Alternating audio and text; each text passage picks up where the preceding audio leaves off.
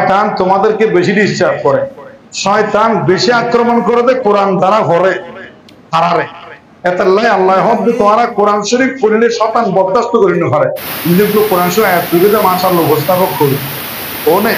তো ফাইদা কারাতাল কোরআনা ফাস্তাইজ বিল্লাহি মিনাশ শাইতানির রাজিম।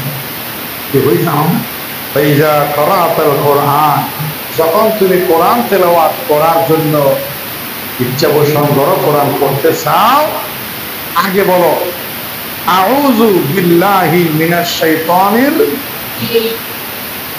এটা কি বললা যে আল্লাহ আমি শয়তানের সমস্ত কুমন্ত্রণা, ওয়াসওয়াসা, দুশমনি থেকে, আক্রমণ থেকে সাহায্য চাই, আশ্রয় চাই কার কাছে? এই দেখছো কোরআন শরীফ শরীফের সম্বন্ধে শয়তান ডিস্টার্ব করে দেয়, আল্লাহ নিজে শিখে দেবে। তোমরা কোরআন শরীফ পড়তে চাইবে, শয়তানের আক্রমণ আগে কি চাইবে? আল্লাহ আছে। ফাইজা কারাতাল কোরআন ফাস্তাইজ বিল্লাহি মিনাশ শাইতানির রাজিম। এইজন্য আমি আজকে তোমাদেরকে কয়েকটা গুরুত্বপূর্ণ কথা বললাম। আমি আমার কথাগুলোকে আবার গুছাইয়ে তোমাদেরকে আমি মূল সারমর্মগুলো বলে দিচ্ছি।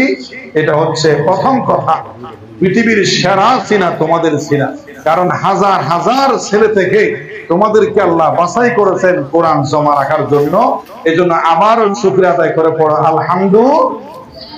2 নম্বর 800 ঠিক আছে, কিন্তু কোরআনের সিনাটাকে জমা রাখার জন্য ভালো হইতে হবে। অনেকে আছে নামাজ পড়ে না, তো বেনামাজের সিনাও আল্লাহর পছন্দ, নামাজ পড়তে হবে 5 ওয়াক্ত নামাজ।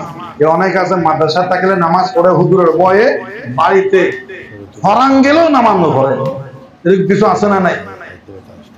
ছোট মানুষ আল্লাহ তোমাদেরকে নামাজি বানাক, আমিন বলো।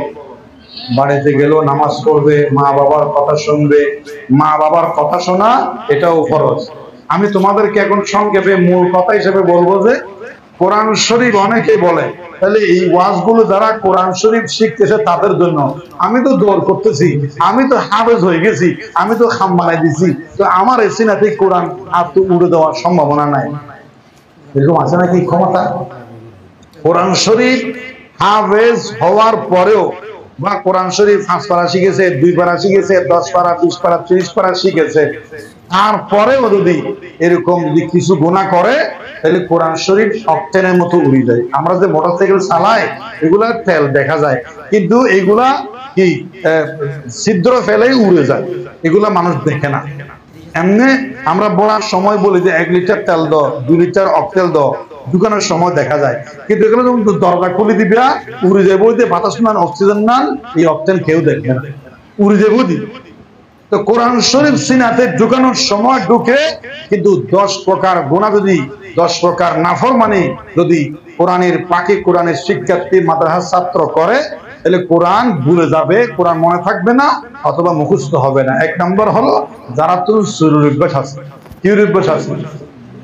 মাদ্রাসার কোন শিক্ষার্থীর জিনিস দেখলে সাথে সাথে নিয়ে কার জিনিস তারে দিবা, না জানলে উস্তাদকে জমা।